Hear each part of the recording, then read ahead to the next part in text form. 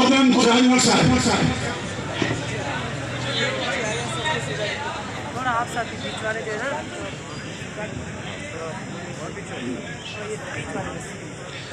الحمد لله رب العالمين والعاقبة للمتقين والصلاة والسلام على رسوله محمد وآله وأصحابه أجمعين. أما بعد فأعوذ بالله من الشيطان الرجيم. بسم الله الرحمن الرحيم. ولا تقولوا لمن يقتل في سبيل الله أموات بل أحياء ولكن لا تشعرون. صدق الله العظيم. نحن الذين بايعوا على محمد على الجهاد ما بقينا أبدا. حاضرین محترم، آج آپ لوگ ایسے لوگوں کی جنازے میں شریک ہیں. جناب عظیم بلوچ رحمت اللہ علیہ اور ان کے ساتھی غلام رسول صاحب رحمت اللہ علیہ اور تیسرا ہمارے پیارے بھائی عرفان رحمت اللہ علیہ. آپ میں سے کچھ لوگ جانتے ہوں گے اور کچھ لوگ نہیں جانتے ہوں گے، لیکن یہ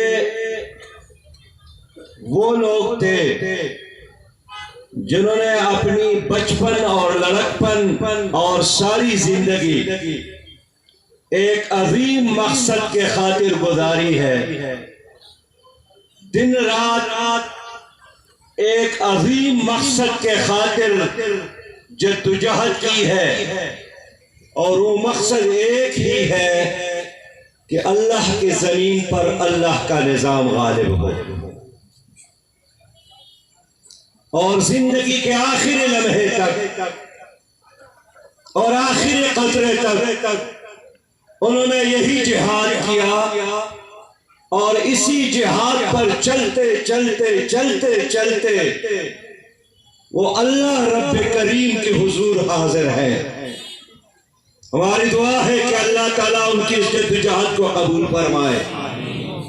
جناب عظیم بلوچ صاحب، میں گزشتہ 25-30 سالوں سے جانتا ہوں. ایک مجاہد فی سبیل اللہ، ایک دائی فی سبیل اللہ، انسانوں کے سچے خادم عظیم بلوچ صاحب اسلامی جمعیت طلبہ سے وابستہ رہے. انہوں نے سندھ کے چپا چپا جا کر لوگوں کو اللہ کی دین کی طرف بلایا. بلوچستان میں اسلامی جمعیت طلبہ کے ناظم صبح رہے. بلوچستان کے ایک ایک قریہ اور بستی میں جا کر لوگوں کو اللہ کی دین کی طرف بلایا.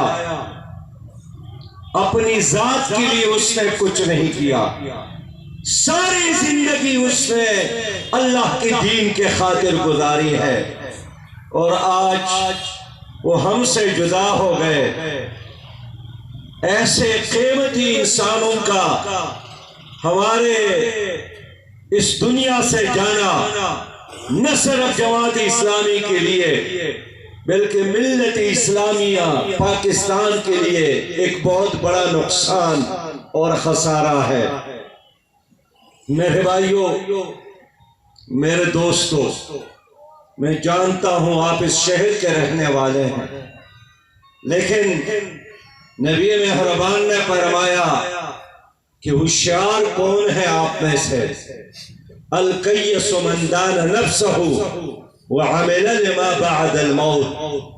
آپ میں سے ہوشیار وہی ہے جنہوں نے زندگی کے مقصد کو جانا اور قیامت کے لیے تیاری کی. ہم میں سے عظیم بلوچ صاحب ہوشیار آدمی تھے. کہ انہوں نے ایک عظیم مقصد کے خاطر زندگی گزاری اور قیامت کے لیے تیاری کی۔ مجھے بھائیوں نے بتایا کہ جو تینوں بھائی اس حادثے میں شہید ہو گئے، یہ گزشتہ عرصے تینوں کعبہ میں بھی اکٹھے تھے، نبی مہربان صلی اللہ علیہ وسلم کے سلام کے لیے اور زیارت کے لیے بھی اکٹھے گئے تھے، اور آج مل کر وہ اللہ کے حضور بھی حاضر ہو گئے، اور میرا ایمان ہے انشاءاللہ کہ وہ اکٹھے جنت میں بھی جائیں گے۔ میرے پیارے بھائیوں، میں آخری عرض یہی کرنا چاہتا ہوں کہ آج ہم لاہور میں تھے، اور جس طرح شہداد کوٹ کے لوگ ان کی وفات اور رحلت پر پریشان ہے، اسی طرح لاہور کے لوگوں نے بے انتہا پریشانی کا، صدمے کا اظہار کیا، اس لیے کہ ایک نیک آدمی ایک خاندان کا نہیں ہوتا ہے، وہ ساری انسانیت کا ہوتا ہے، وہ پورے ملک کا ہے۔ ہم ایک عظیم مجاہد سے محروم ہو گئے، وہ ہمارا مستقبل تھا، ہم ایک روشن مستقبل سے محروم ہو گئے۔ ان کے جانے سے جماعت اسلامی ایک عظیم بلوچ نہیں، عظیم سالار سے محروم ہو گئے۔ لیکن آپ سے درخواست کرتا ہوں کہ انہوں نے ساری زندگی یہی بات کی ہے کہ اللہ کی زمین ہے، مخلوق بھی اللہ کی ہے، اللہ کی زمین اور اللہ کے مخلوق پر اللہ کا نظام ہونا چاہیے، اسلامی نظام، قرآنی نظام، محمدی نظام، شریعت کا نظام۔ آپ سے بھی میں وعدہ کر لینا چاہتا ہوں کہ آپ لوگ بھی اپنی بقیہ زندگی میں اسلامی نظام کا ساتھ دو، نظام مصطفیٰ کا ساتھ دو، شریعت کا ساتھ دو، محمدی صلی اللہ علیہ وسلم کے نظام کے ساتھ دو۔ اسی میں آپ کے لیے دنیا میں عزت ہے اور آخرت میں جنت ہے۔ ہم سب نے اللہ کے ہاں جانا ہے، انا للہ و انا الیہ راجعون۔ ہم سب نے اللہ کے پاس جا کر ایک ایک دن اور رات کا، ایک ایک لمحے کا، ایک ایک امانت کا جواب دینا ہے۔ تو سوال یہی ہوگا کہ من ربو کا، آپ نے کس کو بادشاہ تسلیم کیا تھا؟ مادینوں کا، آپ نے کس نظام کو تسلیم کیا تھا؟ ما تقول لحق حاضر رجل، اور اس نبی کے بارے میں تمہارا کیا خیال ہے؟ تو اگر آپ نے اس دنیا میں رب کو حقیقی بادشاہ تسلیم کیا ہو تو آپ جواب دے سکیں گے کہ میرا رب میرا اللہ ہے۔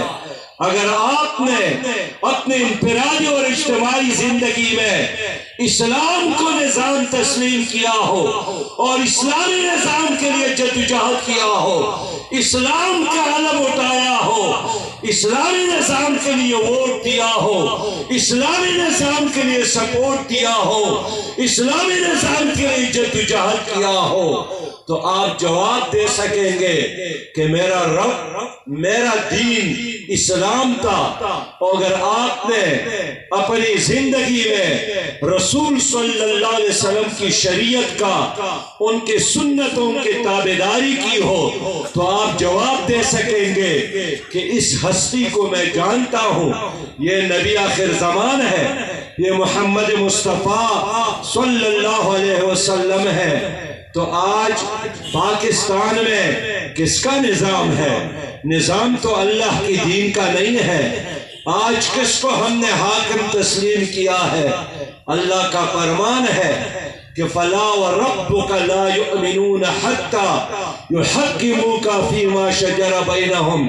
اے پیغمبر، جب تک یہ لوگ آپ کو اپنے فیصلوں میں حاکم تسلیم نہیں کرتے، فلا وربک لا یؤمنون، ان کا ایمان قبول نہیں ہے، یہ مومن نہیں ہو سکتا ہے۔ تو میرے سندھ کے غیرت مند لوگوں، اللہ کا تو یہی فرمان ہے کہ وَمَن لَّمْ يَحْكُم بِمَا أَنزَلَ اللَّهُ فَأُولَٰئِكَ هُمُ الْكَافِرُونَ، جو اللہ کے نازل کردہ کتاب پر فیصلے نہیں کرتے وہ کافر ہے۔ تو میں آپ سے پوچھنا چاہتا ہوں، کیا ہمارے ملک میں سپریم کورٹ میں، ہائی کورٹ میں، عدالتوں میں قرآن کے مطابق فیصلے ہوتے ہیں یا انگریز کے قانون کے مطابق؟ انگریز کے قانون کے مطابق فیصلے ہوتے ہیں۔ اور اللہ کا فیصلہ یہی ہے کہ وَمَن لَّمْ يَحْكُم بِمَا أَنزَلَ اللَّهُ فَأُولَٰئِكَ هُمُ الْكَافِرُونَ، جو اللہ کے نازل کردہ کتاب کے مطابق فیصلے نہیں کرتے وہ کافر ہے۔ تو پھر آپ خود سوچئے، تو یہ عظیم بلوچ صاحب اور ان کے دوست یہی مطالبہ، یہی جدوجہد، یہی تمنا لیے اس دنیا سے گئے کہ ہماری عدالتوں میں قرآن کا نظام ہونا چاہیے، ہماری معیشت میں اسلام کا نظام ہونا چاہیے، ہماری سیاست میں اسلام کا نظام ہونا چاہیے، ہماری حکومت اسلام کے مطابق چلنی چاہیے۔ یہی ان کی زندگی کا مقصد تھا، اور جماعت اسلامی کا پیغام یہی ہے کہ اللہ کی زمین پر اللہ کا نظام ہو تاکہ آپ دنیا میں بھی عزت حاصل کرے اور جنت میں بھی جنت حاصل کرے۔ میں امید رکھتا ہوں کہ یہاں جتنے لوگ موجود ہیں، اگر ہماری ان باتوں سے آپ کا اتفاق ہے اور آپ اپنے اس ملک کو اسلام کی نور سے منور دیکھنا چاہتے ہیں، اگر آپ اپنی سیاست کو، اپنی معیشت کو، اپنی تجارت کو، اپنی عدالتوں کو، اپنی دل کی دنیا اور اپنے گھر کی دنیا، چوک اور چوراہوں کی دنیا اور پورا معاشرہ اسلام کی روشنی سے روشن دیکھنا چاہتے ہیں، تو راستہ یہی ہے جو عظیم بلوچ نے اختیار کیا تھا۔ یہ اسلامی انقلاب کا راستہ، یہ اسلامی نظام کا راستہ، یہ شریعت محمدی کا راستہ، اور یہی کامیابی کا راستہ ہے۔ میں دعا کرتا ہوں کہ اللہ رب کریم ہم سب کو اسلامی نظام کے لیے جدوجہد کرنے کی توفیق عطا فرمائے، اور اللہ رب کریم عظیم بلوچ کو جنت الفردوس عطا فرمائے۔ اللہ تعالیٰ ان کے بھائی فرحات گل اور باقی بھائیوں کو اور باقی شہداء کے خاندانوں کو صبر جمیل عطا فرمائے۔ اب آپ سبوں کو ٹھیک کر لے، اللہ تعالیٰ کے ساتھ اپنے رابطے کو برابر بنا لے، اور پوری یکسوئی اور خشوع و رضو کے ساتھ اللہ کے حضور جرگہ کرنا ہے، منت کرنا ہے، دعا کرنی ہے کہ اللہ تعالیٰ ہمارے ان بھائیوں سے راضی ہو، تو آپ سپے ٹھیک فرما لے۔